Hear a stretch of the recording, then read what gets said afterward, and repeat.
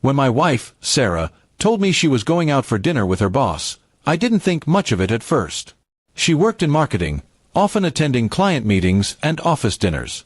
But something about the way she said it that night, too casual, too rehearsed, made my stomach tighten. She smiled faintly, avoided eye contact, and grabbed her purse before I could say another word. At first, I tried to trust her. I told myself I was just being paranoid. She had been working long hours lately, often coming home late with the excuse of deadlines or project reviews.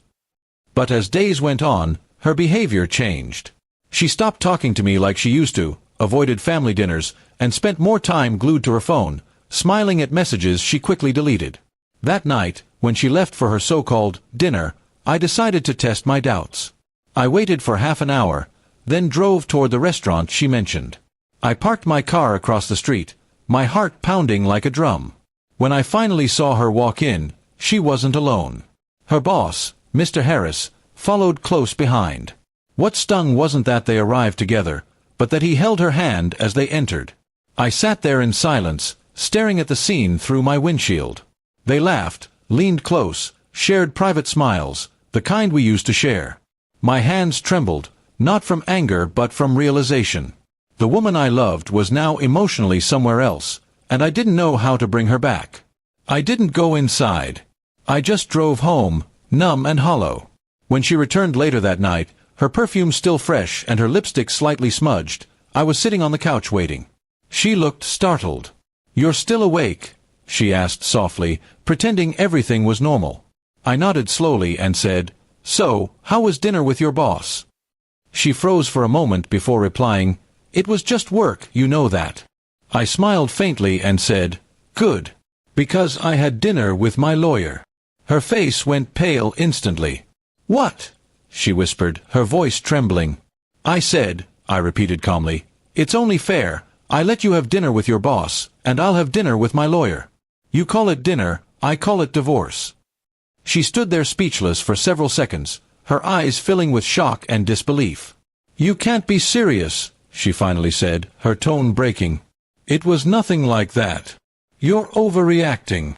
I handed her the envelope from my lawyer, divorce papers already prepared.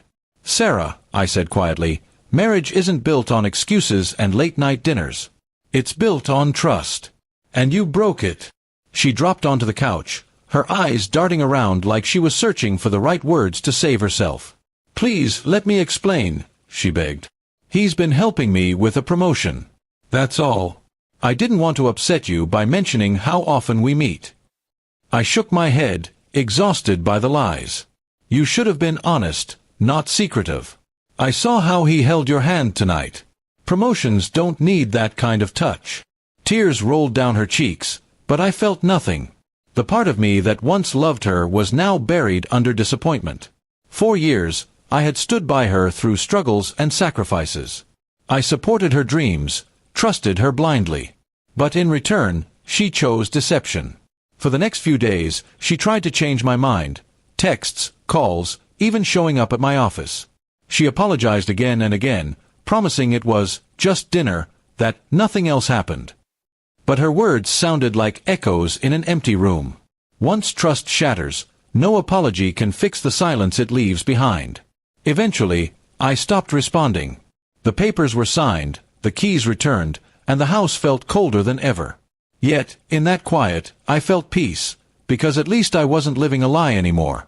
Months later, I heard she had quit her job. Her boss had apparently moved on, leaving her career and reputation in ruins. Maybe that was karma, or maybe it was just life's way of balancing things. Sometimes I still think about that night, about how one dinner ended a marriage.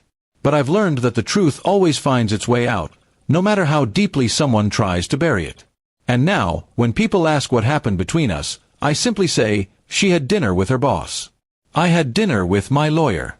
We both left full, but for very different reasons.